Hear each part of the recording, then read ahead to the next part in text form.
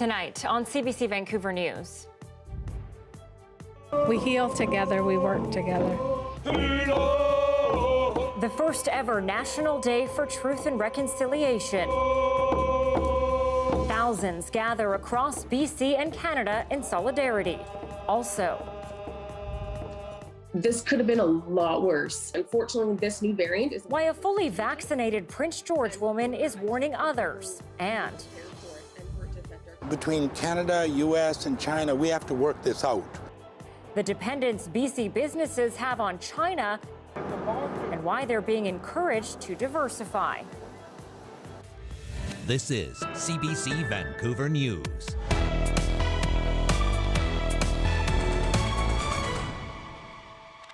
Good evening and thanks for joining us. Well, it's a day for confronting truths, a day for reflection, a day for telling stories. As Susanna De Silva tells us, on Canada's first National Day for Truth and Reconciliation, there was another word in the air: reclamation. Today was about supporting survivors and grieving for those lost. As 200 people gathered with the Nishkademics Vancouver Society in Trout Lake. So amazing, it's so uplifting. It's very important for us to be picking each other up and embracing each other with love and unity throughout this time. It wasn't long ago that this all happens. The residential schools continue to affect people who are standing up there. They're still alive today. You know, it's not ancient history, and so that's why it's important to be out here. Why? Residential school survivors like Sam McKay hope today is just the beginning of more work to be done. We have to let the people know that the history of our people. And there's a lot to it than just residential school. And so I think it needs to be taught in school, our history, and the meaning of everything. Greetings to all of you. But for many here, reconciliation is also about reclaiming the past. It wasn't until I was about in my mid-20s when I realized how much I needed the culture. I'm taking my Nishka language class, and it's been really amazing for me. McKay is further down that journey. I had the chance to relearn my protocol of the feasts, my people, my language, and so it all came back to me. Now I got my identity back, and it feels good. This is the power of British Parliament. They take our land and expect some rent. While others are just beginning. I'm liking how the future's looking and how our youth are moving on and wanting to learn our cultures. Because I know from when I was younger, I actually strayed away from it. And my mom actually forced me into it, but that's what saved me, was my culture, for sure. Susanna De Silva, CBC News, Vancouver. And Prime Minister Justin Trudeau is being hit with some tough questions tonight. He chose to spend today flying to Tofino to vacation with his family. That's despite his public itinerary originally saying he'd be in private meetings in Ottawa. Tanya Fletcher is live with more on this tonight. Tanya, what do we know? So, Anita, the Prime Minister was expected to be in the capital today, as you say, but instead Post Media was able to locate his plane in Tofino. Well, CBC News has since confirmed he is there to spend a few days with his family on the coast.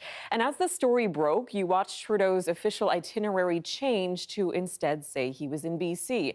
And just this afternoon, the Prime Minister tweeted this, saying he, quote, spent some time on the phone with residential school survivors from across the country, listening and learning to advance meaningful reconciliation.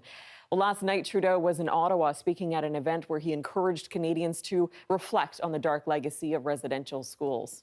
And Tanya, some First Nations are reacting, and just in the past hour, some very strong criticism has been thrown his way. What are we hearing? So just earlier today, the Tk'emlúps Tishwepnik responded by saying the nation says it had sent what it calls 2 heartfelt written invitations for the Prime Minister to spend the day with survivors and their families.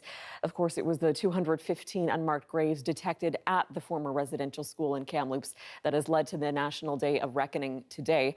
And now the Union of BC Indian Chiefs is coming down hard on Justin Trudeau for what it describes as an arrogant dismissal and a slap in the face to all residential school survivors for ignoring that invitation from Kamloops. The union tweeted that if the National Day of Truth and Reconciliation was before the election, Trudeau would be there on both knees.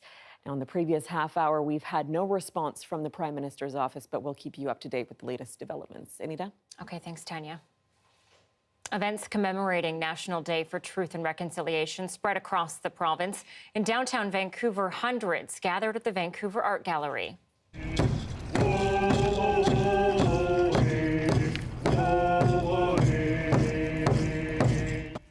This was a Coast Salish performance honoring the children who never came home from residential schools.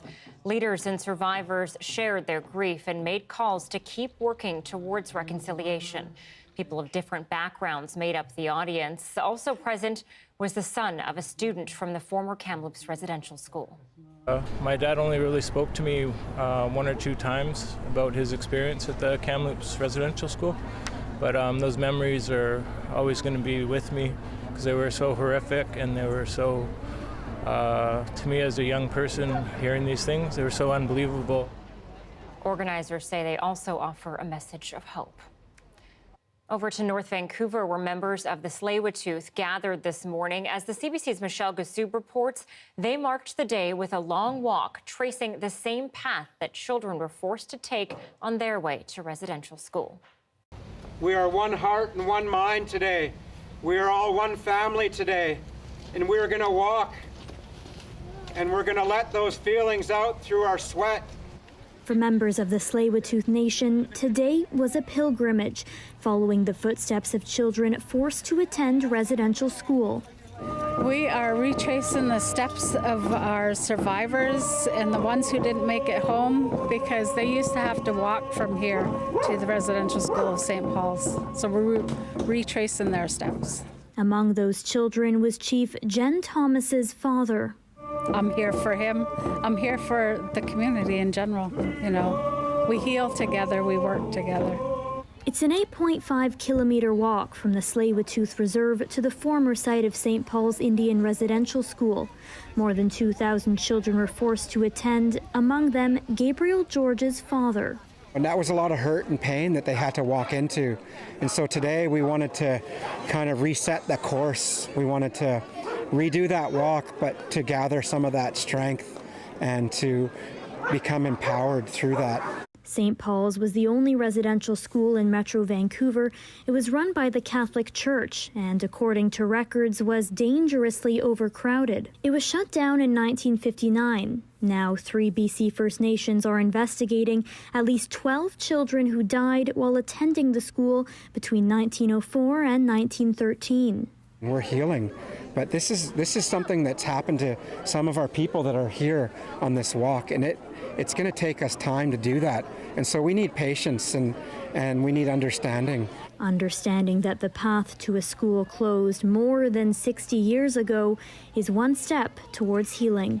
Michelle Gassoub, CBC News, Vancouver.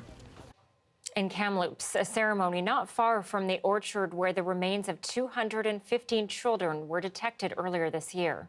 This is a day to reflect on the atrocities that Canada has committed against First Nations people and Indigenous people of Turtle Island.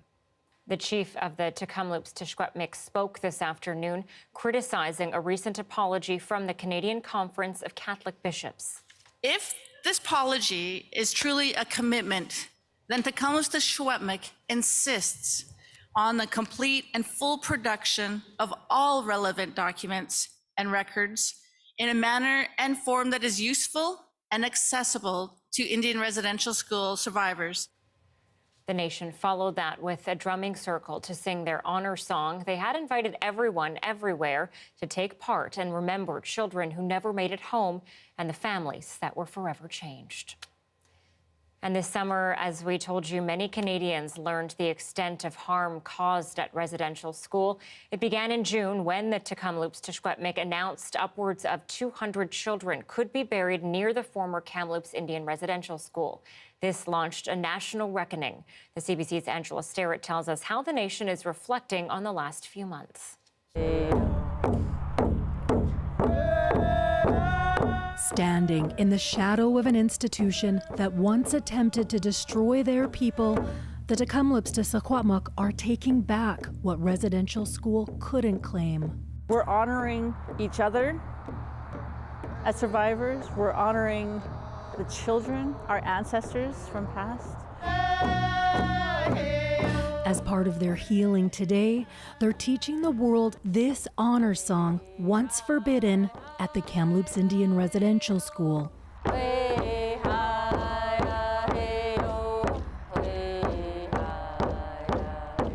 The National Center for Truth and Reconciliation recorded 51 fatalities at the institution, but survivors' oral histories share many more.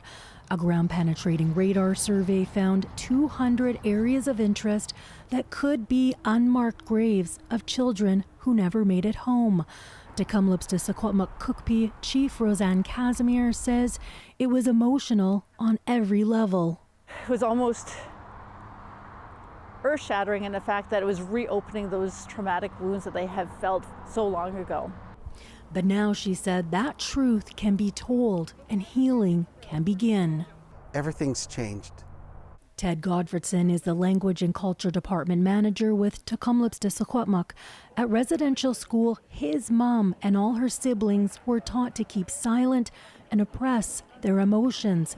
But revisiting stories about the missing, being heard, being believed, broke that silence. For the first time since I was born, this has affected her in a way that nothing else has. She's been emotional, so it's been really hard to see, but it's really good at the same time. Now, he said, it feels like the country's headed towards a reckoning, witnessing truth and reclamation. We relearn our languages. We relearn our cultures. We get back on the land. We do the things that our people have done that have made us healthy, happy, strong, cohesive communities. That's where we go. That's how we heal ourselves. That was me. And Ted and his daughter Emma are doing just that, right here inside the former residential school that once punished their relatives for speaking their language. Now a classroom, once a dormitory, lived in by survivors who now teach this Secwepemc language class. And it's so empowering that I'm learning in that building, and my sister and my cousins and the Secwepemc people in general are taking it back in the building that took it from us. And while Ted and his daughter Emma and the community are healing together, they're not losing sight of another focus. We know that it's going to be a long path to go through. We know that we're looking at several steps. And, we have further investigative work that needs to take place. We have to ensure that the children that are in our care, the Lesquay, the missing, truly honored and respected and commemorated. She said about 160 acres still need to be surveyed on the institutional grounds. She's hoping for an apology from the Pope and waiting on requested documents and resources from both the church and the federal government. Keep those children in the back of your minds and bring them into your heart and your thoughts, and wear orange and be in solidarity with all of us.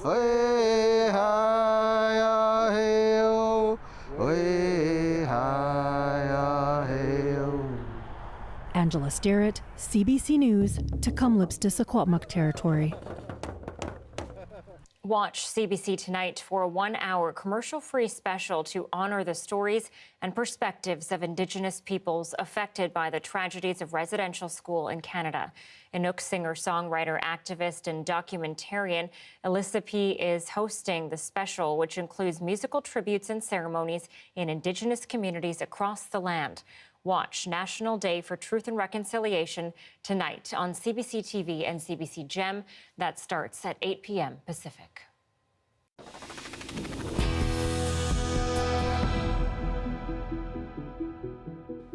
BC's daily COVID-19 cases are down to 749, but we've seen these numbers go up and down in the past few weeks. Another 9 people have died from COVID-19. Of those in hospital, 145 are in intensive care. In the past week, people who are not fully vaccinated accounted for almost 81% of hospitalizations. And a warning tonight from a fully vaccinated Prince George mom after her entire family got COVID-19. After experiencing how fast this is transmittable, I think it's going to be a great idea for parents of any school-age children to make sure they have masks on. Jen Goldie and her husband, both fully vaccinated, got sick after their 2 kids tested positive after a birthday party. Goldie is also urging parents to keep their kids home when they're sick and to get them tested just to be safe. BC has seen a spike in COVID cases among children. And Burnaby School Board is joining Vancouver and Surrey tonight in extending a mask mandate to include younger students. Those from kindergarten to grade 3 will also have to mask up while indoors at school starting on Monday, with some exemptions. Students from grades 4 to 12 are already required to wear masks. The politics are still playing out nearly a week after a simultaneous release that made global headlines. With Canada-China relations left uncertain, some companies here are reassessing working in China. The CBC's Tanya Fletcher is hearing from businesses in BC that are facing some tough decisions. What we're looking at here is Douglas fir, the species. Tom Sunder stands next to a pile of BC lumber that's about to be shipped out to overseas markets. The demand is huge worldwide, and we can't keep up to it. 10% of his business is with China, and that's why he's been watching the developments with Meng Wanzhou and the 2 Michaels very closely. Between Canada, U.S., and China, we have to work this out because there's a huge dependence on each other. There is certainly a level of concern and sometimes a level of panic.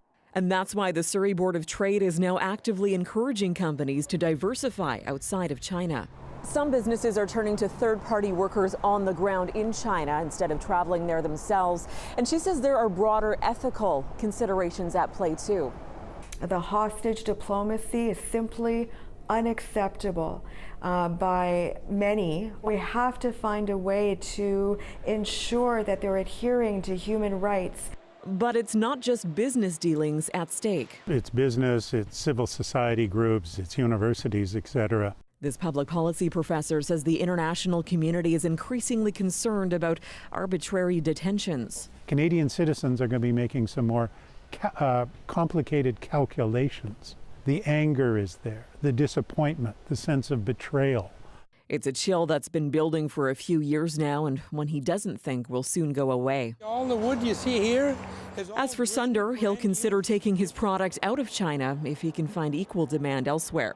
I would favor India over China because I'm more comfortable there, because it's a democratic country, it's a rule of law. For him, politics is politics and business is business.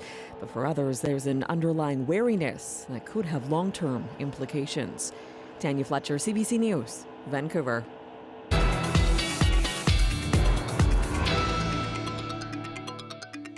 So did the wind wake you up last night? Well, one resident of the West End was rattled from his sleep when a tree crashed through his living room window. Surprisingly, I wasn't scared. Like, I would have thought that I would have jumped out of bed, but I kind of looked over and saw the tree, and I knew because there's been a few trees falling. Even a couple of weeks ago, the tree next to it fell. He says no one was hurt, but the tree crushed his pickup truck and another car. Gusting wind and heavy rain brought down trees and knocked power out. Across the Lower Mainland and on Vancouver Island, roughly 24,000 BC Hydro customers were in the dark at the peak of the storm. Environment Canada says this month has seen double the average rainfall. And of course, now would be a good time to bring in meteorologist Johanna Wagstaffe. So, Joe, is this going to improve, or are we looking at this for quite a while? Anita, I actually see some blue skies out there right now. Yeah, this is a sign of more to come. We are finally coming up for air after that extreme cold front that swept through right about 4 to 6 a.m. across Metro Vancouver. Adding up some of the rainfall totals, I want to show you where I'm at. So you're right, earlier this morning, Environment Canada's numbers had us about double of our September average, which is around 50 millimeters. This is based on our 1990 to 2010 averages. I've just done some preliminary additions with some of our stations in North Van, so probably not this wet at YVR, but we are about 161 millimeters with that latest round of rain that rolled through Metro Vancouver in the past couple of hours. So we may be double, even triple by the time all those numbers come in. I'll make sure I update you tomorrow. But what a line that was, sort of around 3 to 4 p.m. on the back end of that cold front, full-on deluge. We saw rainfall rates of about 30 to 50 millimeters an hour, only for about 45 minutes, but seeing some cooling on the roads right in time for who was out anyway, for a commute home. High pressure, though, is what is already bringing us the sun back. It is going to be a lovely evening and a gorgeous Friday, a much deserved one after all that rain. I should mention September is normally our third driest month, so it is a surprisingly amount of rain. But Friday looking gorgeous, Anita. I see a lot of sunshine through the weekend as well. Some changes to that Sunday forecast. I'll lay those out coming up, and all in all, not too shabby. Okay, I'll look forward to that. Thanks, Joe. You're welcome. And thank you for being with us tonight on CBC Vancouver News at 6. I'm your host, Anita Bathe. And if you're not already doing so, you can always find our program live on our free app. It's called CBC Gem. You can also catch us on Facebook, YouTube, and Instagram. A moving day in the nation's capital and across the country. We take you to ceremonies coast to coast, marking the National Day for Truth and Reconciliation. That's next.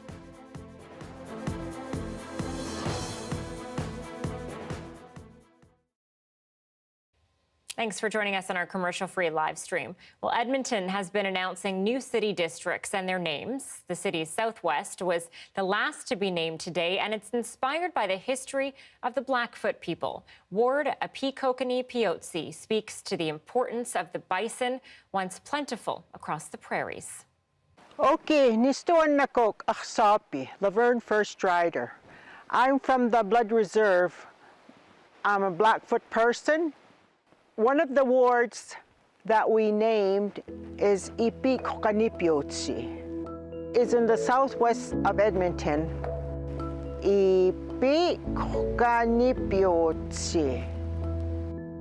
Ipikokanipiotsi is the seasonal rounds of the bison, and we as Blackfoot people follow them. Bison would migrate up to 300 kilometers north of the North Saskatchewan River to the safety of the artesian wells to gather for the winter. This is where the calves were born, and with the warmer spring weather, the bison would begin their migration south again. We thought it was important for the people of Edmonton to know why the bison was an important part of the prairies and northern Alberta as part of its history. Today, the Blackfoot people reside on reservations and in places like Lethbridge, Calgary, and Edmonton. We reside in separate reserves, but we are all one people. It's always important to know the history and the culture of the people that live there. And I think it just makes for better understanding and better relationships. It gives me great pride that we were able to put part of our narrative into the wards of Edmonton, so the people can be aware that they are living on traditional Blackfoot territory and begin to understand who the Blackfoot people are.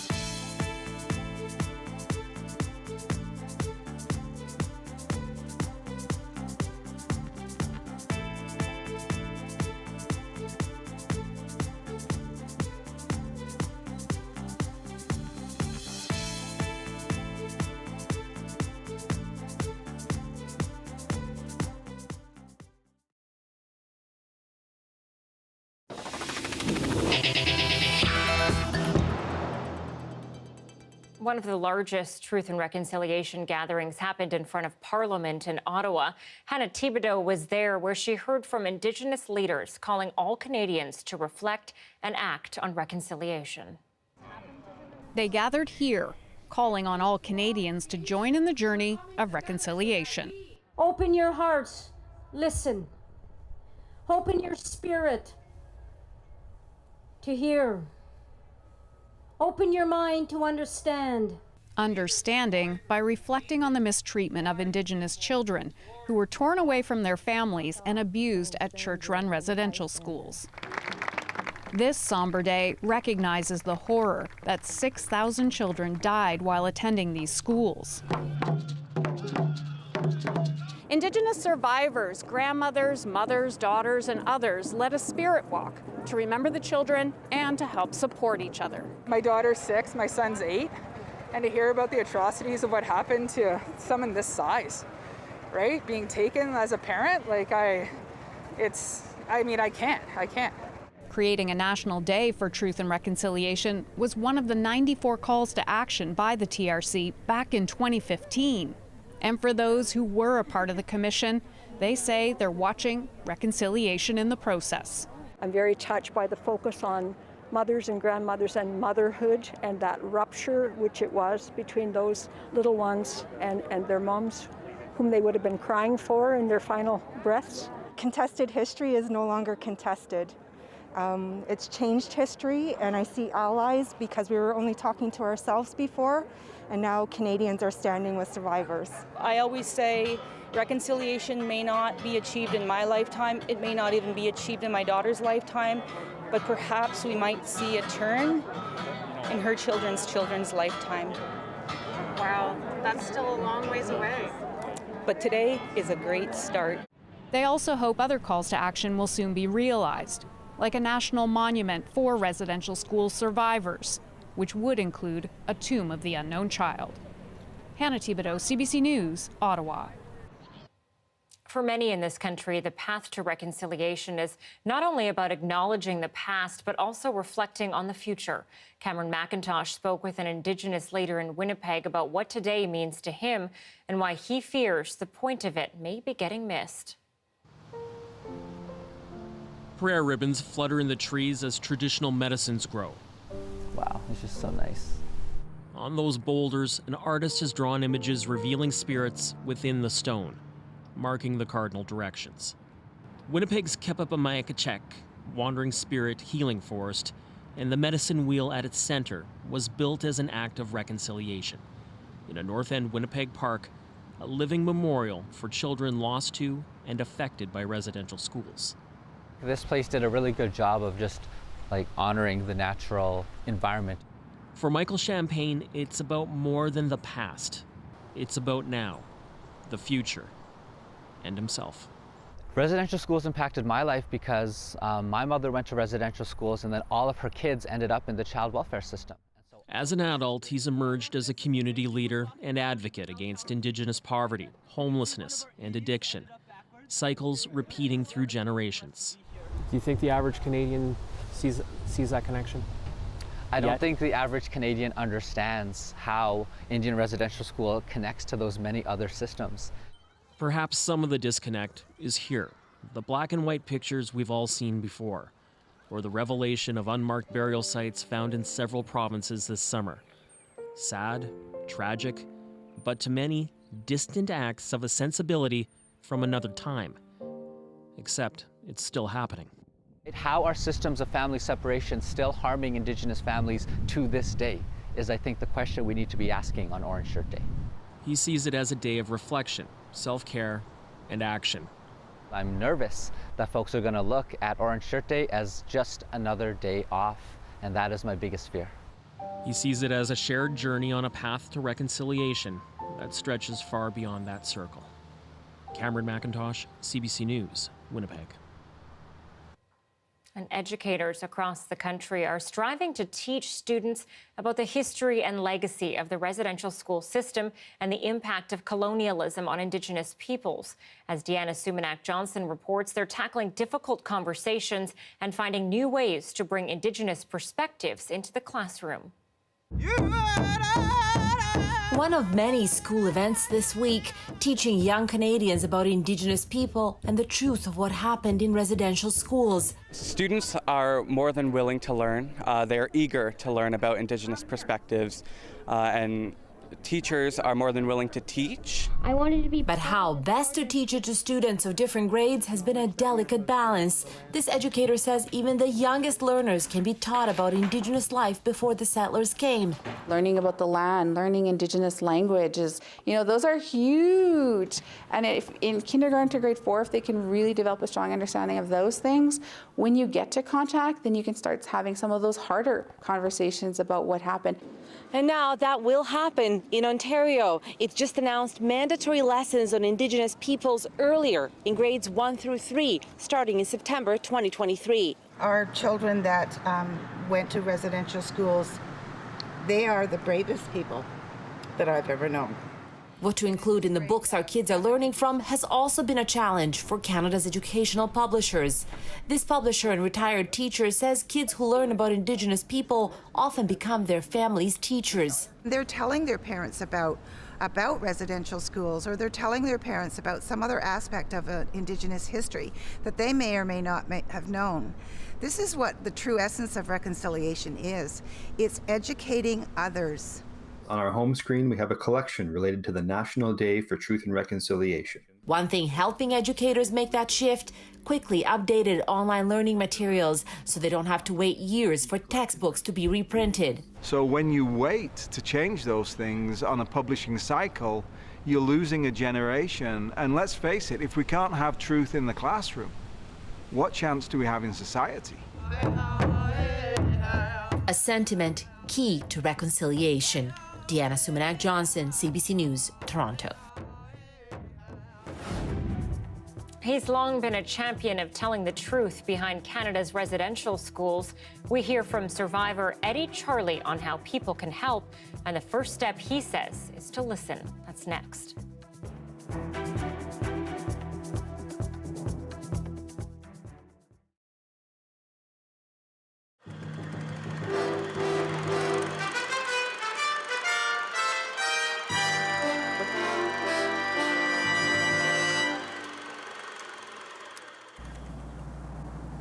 My own name was given to me by my grandmother.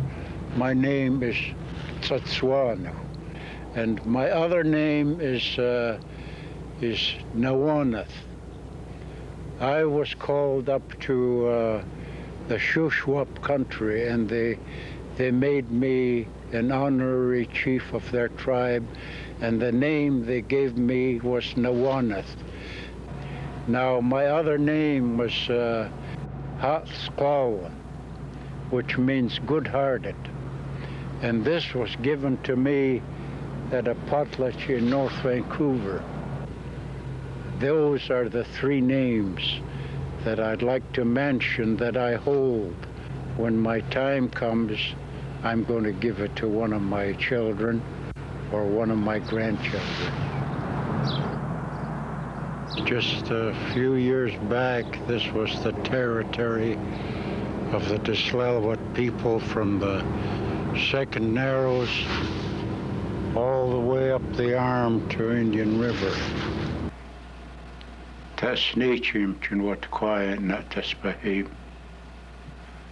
Atsemuchin, sezechnomochin. Chawatchuch, no chitliam. O Great Spirit, whose voice I hear in the winds, and whose breath gives life to the world, hear me. I come to you as one of your many children. I am small and weak. I need your strength and your wisdom. May I walk in beauty. Make my eyes ever behold the red and purple sunset. Make my hands respect the things that you have made, and my ears sharp to hear your voice. Make me wise so that I may know the things you have taught your children.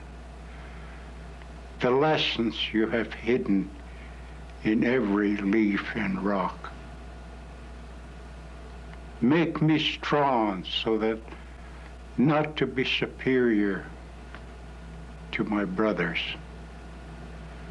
but to be able to fight my greatest enemy, myself. Make me ever ready to come to you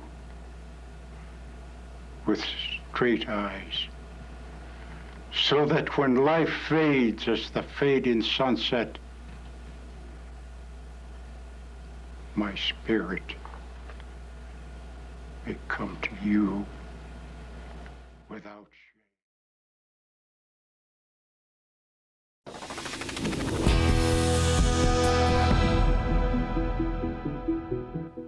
It's a day to remember, to grieve, and for many of us to listen. We now turn to Cowichan elder Eddie Charlie. He's a survivor of the Cooper Island Residential School. He helped organize Victoria's Orange Shirt Day and for years urged Ottawa to create a national day of mourning. He shares painful memories of his childhood in the belief there cannot be reconciliation without truth. A note to viewers, details of his story are upsetting. My name is Eddie Charlie. I'm from the Cowichan Nation. I come from a family of residential school survivors, and I also went to the Cooper Island Residential School when I was very young.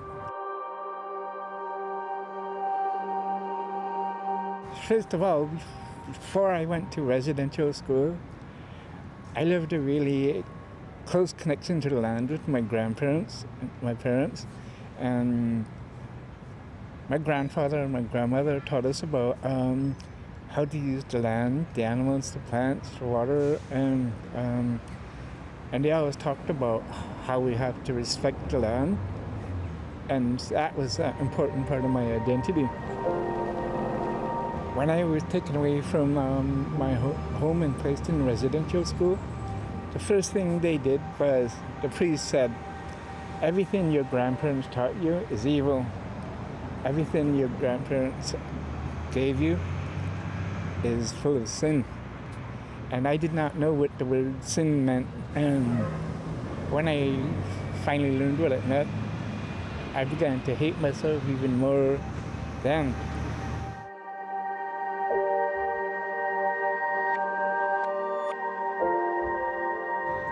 That changed a lot of people, not just the students, but when you experience that kind of abuse for a great number of years, it's going to change you, and it did. It changed so many people into some of the most perfect hate machines ever.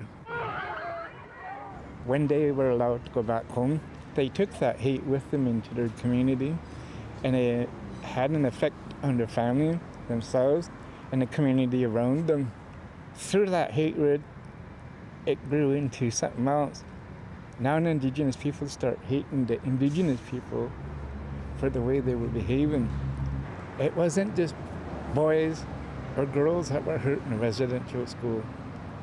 I want people to think about the fact that mothers, fathers, grandparents, and other relatives had to stand with their hands beside them. That trauma also extended to these family members who did not go into the residential school because they couldn't do anything to protect their family member.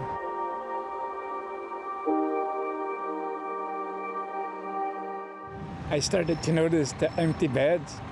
In my mind, I started to wonder where everybody was going because I knew they weren't letting us go home.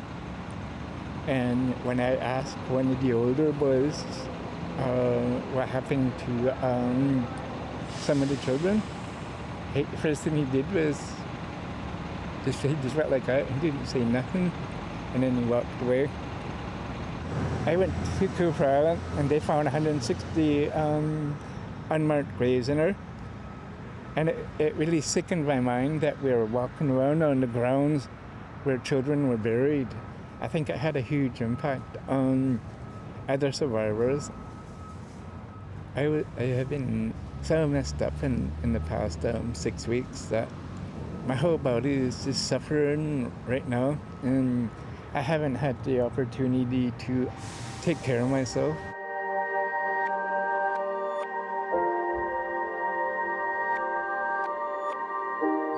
I want all of Canada and the Vatican to acknowledge that they are complicit in the harms that happen to these 150,000 children.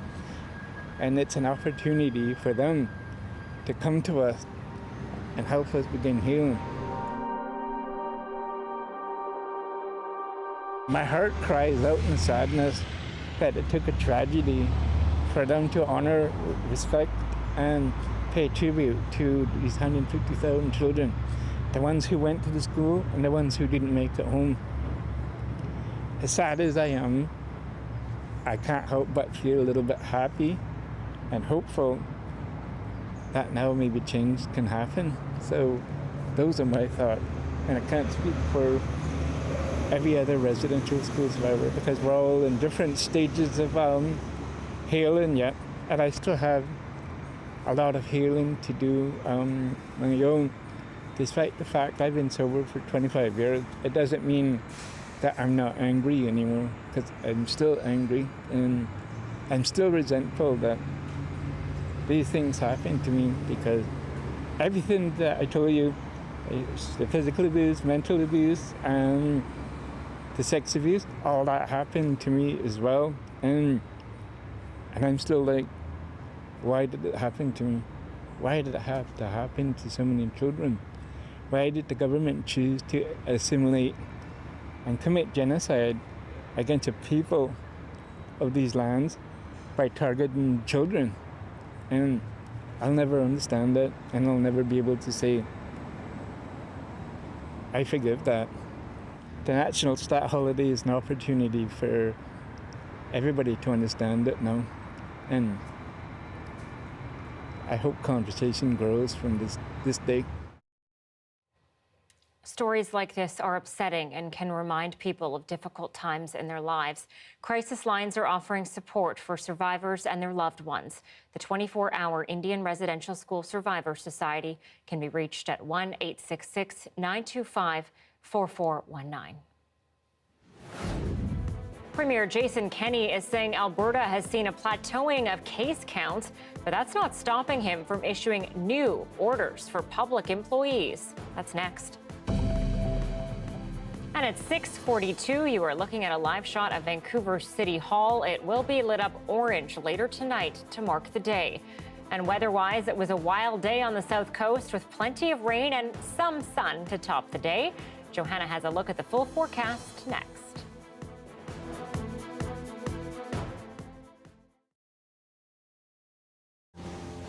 We come together today to honor the memory of Johnny Wenjack, and we have the family here that was honored today by the visit of Gord. That was my first impression of Gord, was that this is a very humble guy who wants to really reach out to, not just to the North, but I think to the whole country, and on how Indigenous people, especially in the North, have been treated by this country for many, many years. It's our prayer, our hope that this blanket will keep you safe, to comfort you. We also want to gift you with this Anishinaabe Basque Nation beaded medallion. It'll make you an honorary member of the Anishinaabe Basque Nation Executive Council. And you have our authority to speak for the North, for our communities, for all our people. So we say to you, miigwech. Thank you. Thank you. He is the right person to tell the story, because the Creator chose him. We didn't. I didn't. I'm grateful to be here. I've been glad to meet a lot of people today, and a lot of great people. So thank you for having us. We want to help your town, help everyone across the country. It's time. It's long since past time for communities like yours to be helped, to be looked at, to be noticed, to be recognized. That's going to change, and I can feel it, and you should know that it will change. He's gonna feel, you know, he's done something in his life, something very, very important to other people. As big as the world is, we're all connected in some way. We're connected in every way.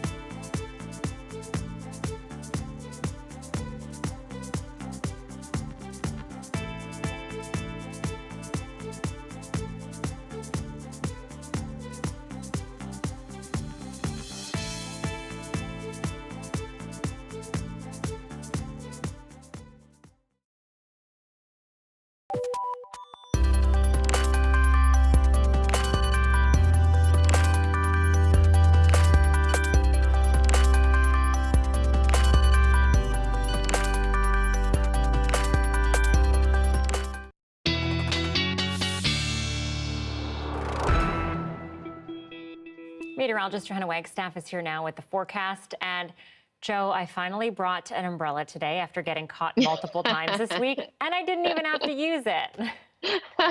That's the key. Scientifically, you don't bring an umbrella, it'll rain, and vice versa. It's the same physics that govern if you wash your car, it'll rain. If you forget the rain boots, it will rain. All of that goes under the equation of something or other. We do have sunshine in the forecast, so you can keep the umbrellas at bay for a couple of days. Let me take you through the current temperatures across the south coast. We are chilly today as well. That cold front bringing in the unsettled air mass. And even though, as I mentioned earlier, the cold front cut through early this morning, dragging down that cooler air, that is our recipe for instability. And that's why we saw that intense line of, well, a deluge, I'll say, earlier this evening, late afternoon. 14 right now in through YVR, 12 down towards Victoria. It's going to be chilly for your Friday as well. I wanted to take you on a quick peek at the temperature trend in the long range forecast. Our seasonals for this time of the year are around 15 or 16, so we'll actually dip below for a few days coming up, as you can see, for the end of the weekend into early next week, and then some cool temperatures for mid next week. Now, it looked earlier this week like the high pressure that builds in tomorrow, bringing a mix of sun and cloud for your Friday and a mainly cloudy but dry Saturday. It looked like that was going to hold through Sunday. Now that high pressure looks to break down for Sunday, and you can see that swirling green mass moving into the northern coast for tomorrow afternoon. That front will slide down the coast through Saturday, so getting into the showers for the Sunshine Coast Saturday afternoon. And it does look like we will see the showers Saturday overnight into Sunday morning for Metro Vancouver. So an otherwise dry weekend does look like we will see some showers smack dab in the middle, but bookended by some dry conditions. Tomorrow, 16 for Kelowna, lovely sunshine. You've had some very windy days with all of these low pressure systems that have skirted through. Look for another breezy Friday. 17 for Cranbrook.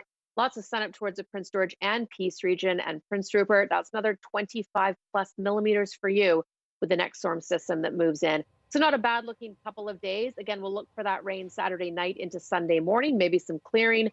Unsettled for next week, but a little more measured, Anita, I'll say, as we head into October. It was one stormy September, and still have a few hours to go.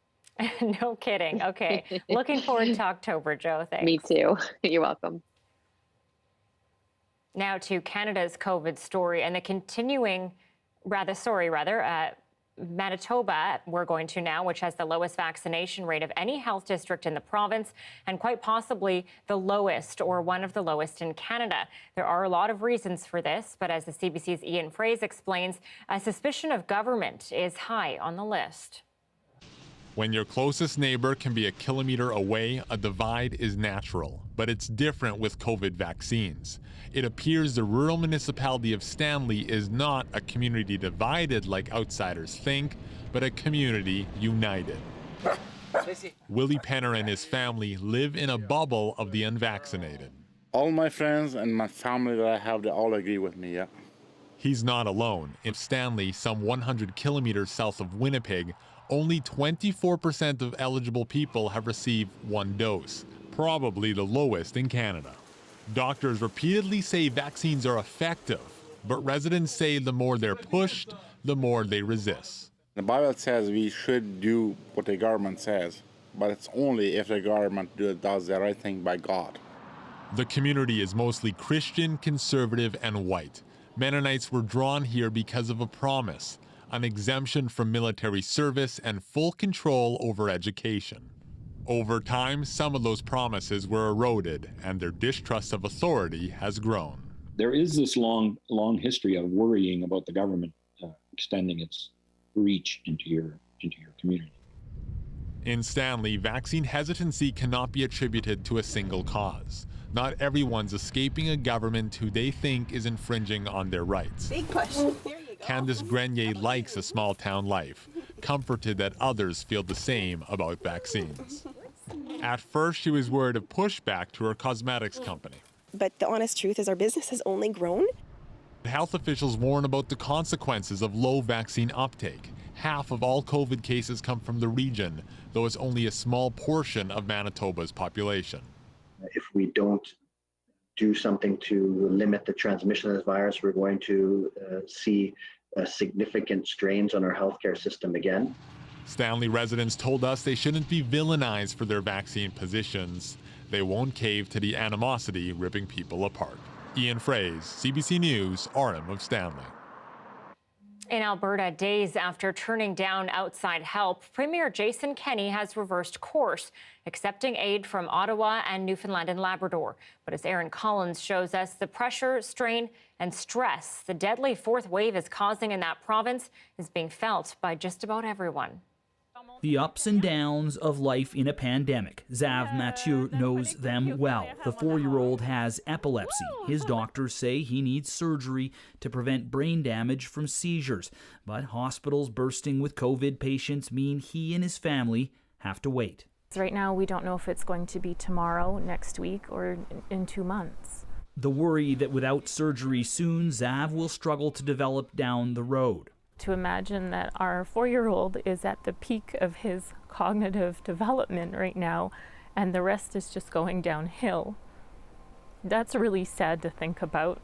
This is the human impact of a healthcare system on life support. This family's hope more Albertans will get vaccinated. Well, the provincial government wants the same thing, announcing today all of Alberta's public servants must now be vaccinated or show a negative COVID test result.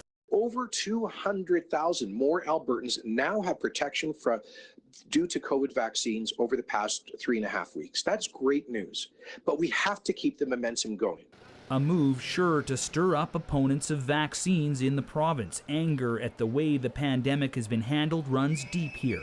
The empty tables tell the story at this rural Alberta cafe, a business on the brink. A lot of sleepless nights wondering how we're going to keep our staff employed. No indoor dining here, just takeout and patio service. The owners opted out of the province's vaccine passport system, worried about the fury their staff could face, asking customers for proof of vaccination.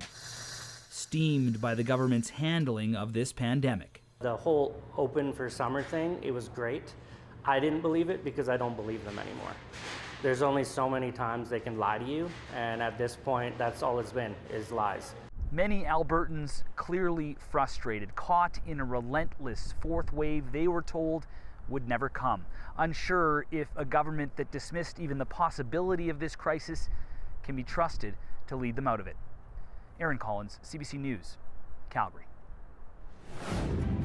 It's been a somber day of reflection and storytelling, but coming up, we hear from some local elementary school students on the hopes for this new holiday.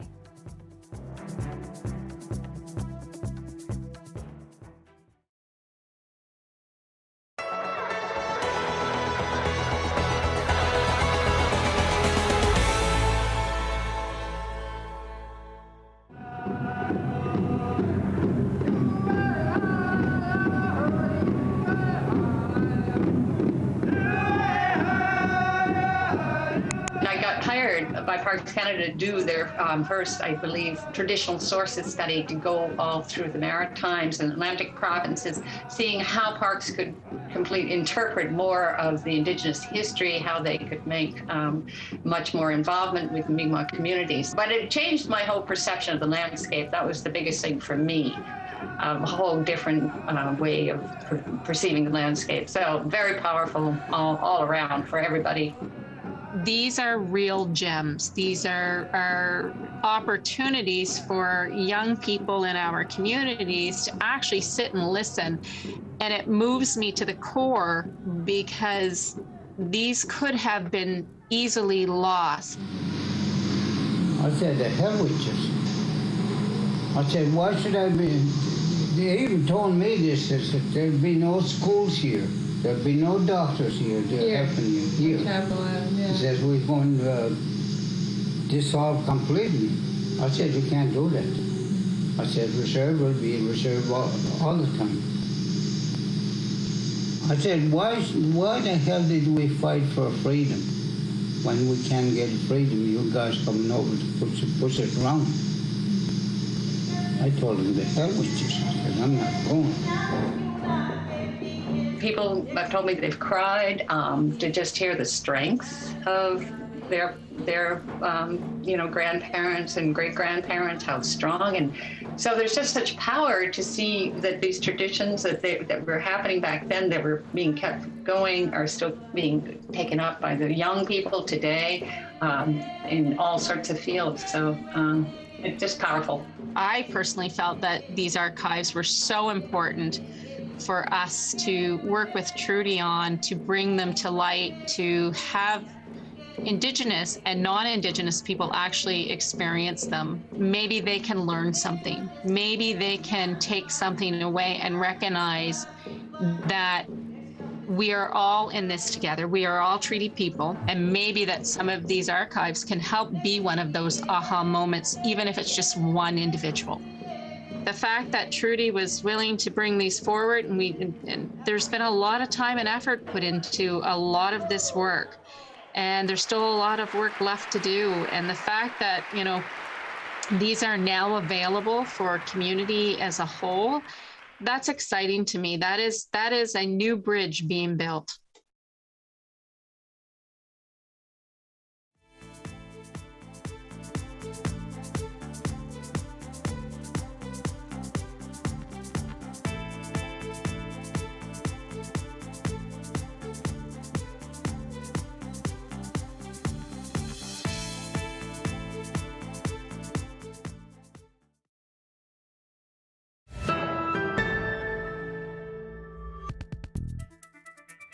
On a day that is filled with sadness and reflection, it's also a day of hope.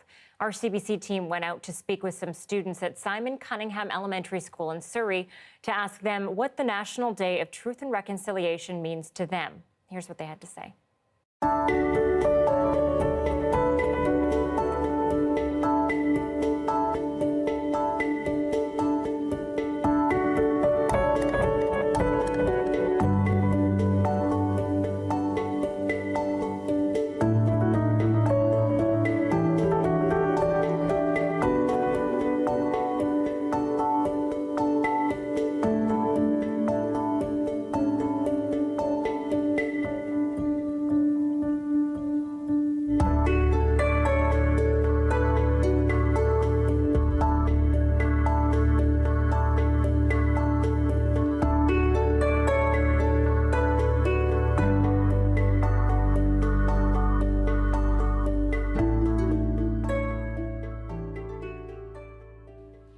Watch CBC Tonight for a 1-hour commercial-free special to honor the stories and perspectives of Indigenous peoples affected by the tragedies of the residential school system in Canada. Inuk singer, songwriter, activist, and documentarian Elissa P. is hosting the special, which includes musical tributes and ceremonies in Indigenous communities across the land. Watch National Day for Truth and Reconciliation tonight on CBC TV and CBC Gem. That starts in just an hour from now at 8 p.m. Pacific Time. Well, thank you so much for watching tonight. We do not have a late newscast, but we will be back here tomorrow night. And we leave you with a view of BC Place tonight, lit up in orange for this National Day of Truth and Reconciliation. Good night.